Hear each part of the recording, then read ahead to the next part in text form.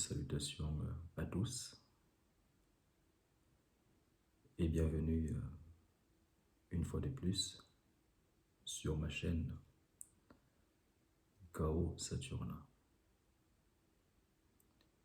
N'hésitez pas également d'aller consulter mes autres pages web, à savoir www.chaossaturna.com et www.rockulrich.com. Toutes ces informations, vous pouvez toutes les retrouver tout en dessous dans la barre de description. Alors n'hésitez pas d'y jeter un coup d'œil. À tous les nouveaux qui me découvrez pour votre toute première fois, qui découvrez cette chaîne, n'hésitez surtout pas de vous abonner.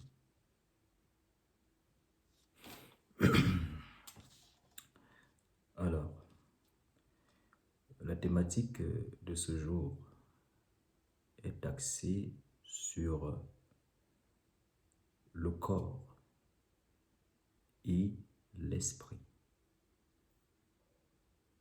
Un véritable couple.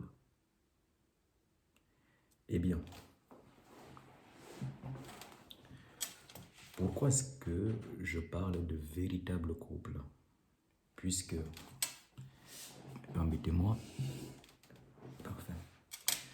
Alors, je vous disais tantôt, pourquoi est-ce que je parle de véritable couple? C'est simplement parce que vous allez constater que aujourd'hui, ou alors dans la spiritualité que l'on pratique de nos jours, on a souvent tendance à beaucoup plus se focaliser sur la dimension spirituelle ou encore sur l'esprit et de dire que le corps physique, il n'a aucune importance puisque l'esprit, il est omnipotent, il est illimité, il est spirituel. Tandis que le corps physique est éphémère et matériel. Mais tout cela, tout ceci est une erreur. C'est une erreur puisque le corps physique n'est pas du tout éphémère. Puisque même quand l'esprit se détache du corps physique, ce corps physique continue d'exister, mais dans une autre forme de manifestation. Mais aujourd'hui, cela n'est pas le sujet de cette vidéo. Alors, la question que vous devez vous poser est de savoir si donc l'esprit est supérieur au corps physique, si donc c'est l'esprit qui compte absolument, si donc c'est sur l'esprit que vous devez tout miser, dans ce cas, pourquoi vous n'êtes pas resté dans des mondes spirituels? Pourquoi est-ce qu'il existe une dimension physique? Pourquoi est-ce qu'il existe un corps physique? Car, comme je le disais d'ailleurs dans l'une de mes vidéos antérieures, c'est que même les entités, ce que vous appelez entité ou Dieu ou être évolué, ceux-ci ont des corps. Et même pour agir dans cette matière, dans notre monde, ils ont besoin des corps. Vous comprenez donc, à partir de ce moment, le corps physique a une grande importance. Ce que vous devez également savoir est que ce n'est pas l'esprit qui anime le corps physique. Contrairement à ce que on a souvent essayé de vous faire croire, comme quoi c'est l'esprit qui anime le corps physique. Prenons un exemple. Lorsque un individu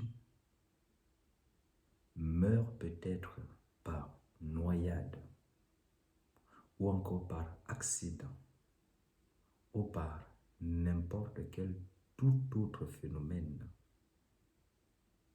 pourquoi cet esprit-là ne continue pas d'animer le corps physique pour que le corps physique continue donc de vivre? Vous comprenez donc qu'à partir de ce moment, le corps physique est aussi une vie.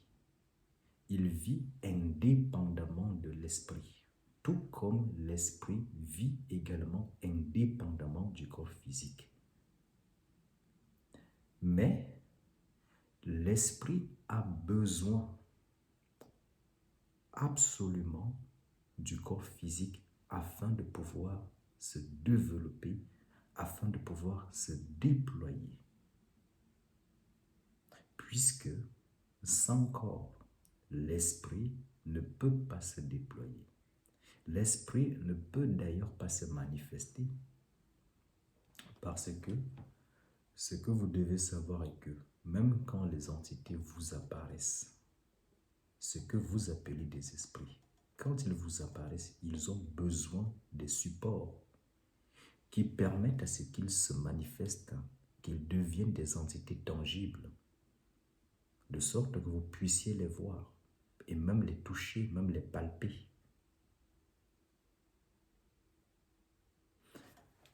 C'est l'une des raisons, ou alors c'est la raison pour laquelle je dis que le corps physique et l'esprit constituent donc ce que j'appelle ou je qualifie de couple. Aussi bien le corps physique a besoin de l'esprit, aussi bien l'esprit a besoin du corps physique. Les deux sont donc complémentaires. Maintenant, vous me direz que le corps physique est limité et que l'esprit est illimité. C'est vrai. Dans un premier cas de figure, le corps est limité. Mais ce que vous ignorez est que le corps que vous qualifiez comme étant une entité limitée regorge des potentialités illimitées qui donc ont simplement besoin d'être développées.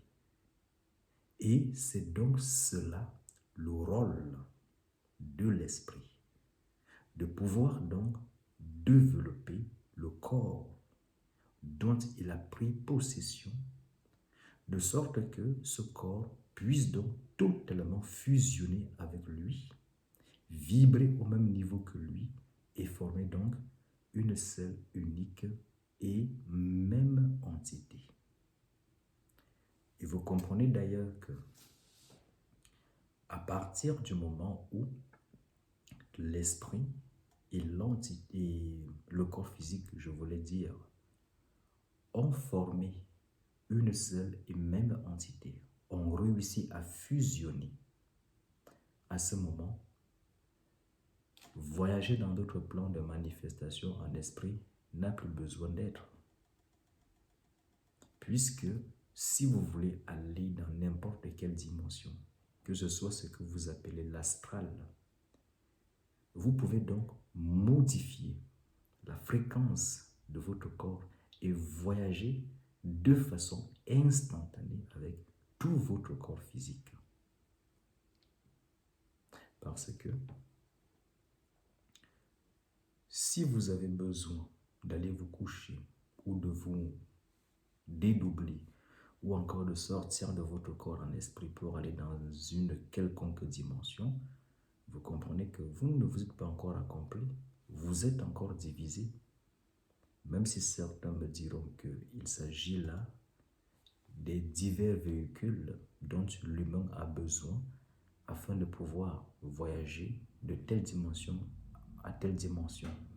C'est-à-dire que l'humain peut recourir au corps mental pour se déplacer vers une dimension adaptée, tout comme l'humain peut recourir au corps astral pour se diriger vers la dimension astrale, que ce soit le bas astral ou le haut astral.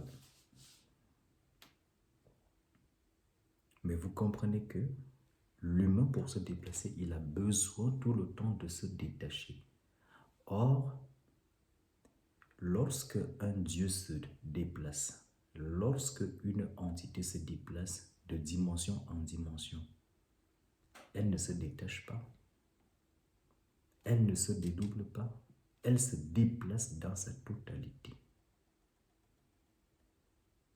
Ce qui voudrait donc dire que l'être humain doit donc s'unifier, fusionner, de sorte que l'esprit qu'il est, qu'il manifeste, puisse donc fusionner avec le corps physique dont l'humain a créé, dont il a pris possession.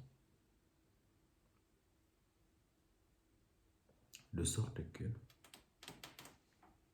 il soit donc une seule, unique et même entité.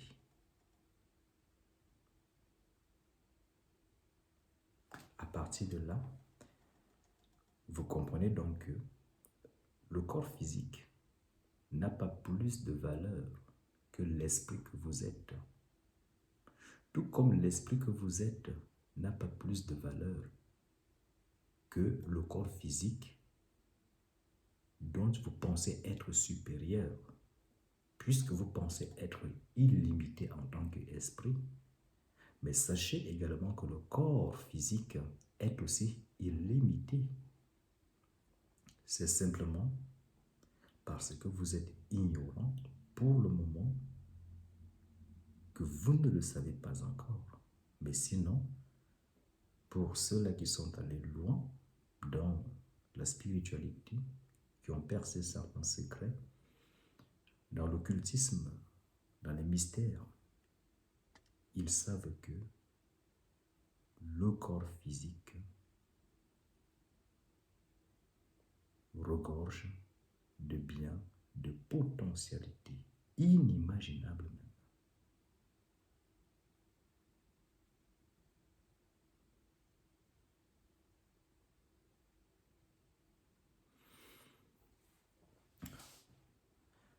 Vous comprenez donc que c'est donc une erreur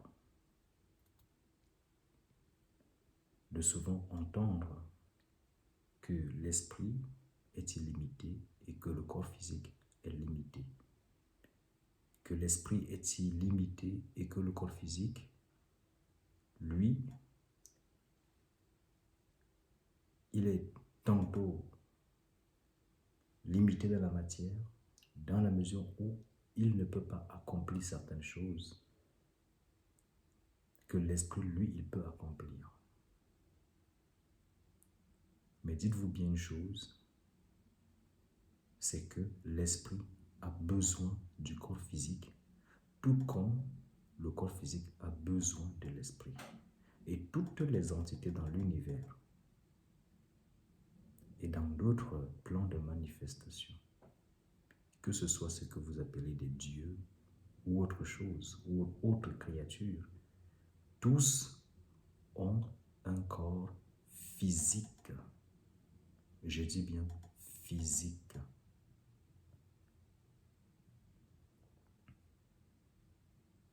Ce ne sont pas des corps spirituels. Pour vous, à vos yeux, ça peut être des corps spirituels parce que vous les percevez comme étant des corps spirituels. Mais sinon, il s'agit bel et bien des corps physiques. À la seule différence, c'est que ces corps s'adaptent par rapport au plan de manifestation dans lequel ils vivent ou vers lequel ils y vont. Et c'est aussi ce que l'être humain devrait être capable de faire, c'est-à-dire de faire évoluer de son effet, c'est-à-dire de faire évoluer son corps physique de sorte que ce dernier soit également capable de s'adapter à n'importe quel plan de manifestation. Me direz-vous qu'au-delà des corps physiques, il existe également d'autres corps? Oui. Cela, c'est de la théorie. C'est ce que vous avez peut-être lu dans des livres ou dans des bouquins ou ce que l'on vous a dit. Mais pour être parfois vrai, pour ne pas se perdre dans la spiritualité, le plus important est souvent de raisonner, d'évoluer par rapport à sa propre expérience personnelle. Ce qui voudrait dire que pour le moment, vous avez un corps physique. Vous avez également l'esprit. Les autres corps, vous les avez aussi. Ça peut être le plan mental, puisque quand vous pensez, c'est le corps mental qui agit. Vous avez également le corps émotionnel, puisque quand vous ressentez quelque chose, que ce soit de l'amour, que ce soit de la haine, que ce soit de la jalousie, eh bien, c'est votre corps émotionnel qui agit à ce moment-là. Et ce que vous devez donc faire, c'est de pouvoir unifier tous ces différents corps dans le corps physique. Parce que ce que vous devez savoir est que le corps mental ne se trouve pas dans un quelconque monde ou dans un monde invisible. Tous les corps se logent dans votre corps physique, contrairement à ce que l'on vous a dit. Tous les corps se logent dans votre corps physique. L'esprit lui-même se loge dans votre corps physique. Mais seulement, comme vous ne percevez pas tout cela, à ce moment, on peut qualifier tous ces différents corps comme étant des corps qui sont des corps subtils ou qui se logent dans des plans subtils ou dans l'invisible. Et c'est l'une des raisons pour laquelle donc j'insiste donc sur cette unité qui donc doit se faire entre le corps physique et l'esprit, le corps physique lui-même étant le représentant de tous les autres différents corps.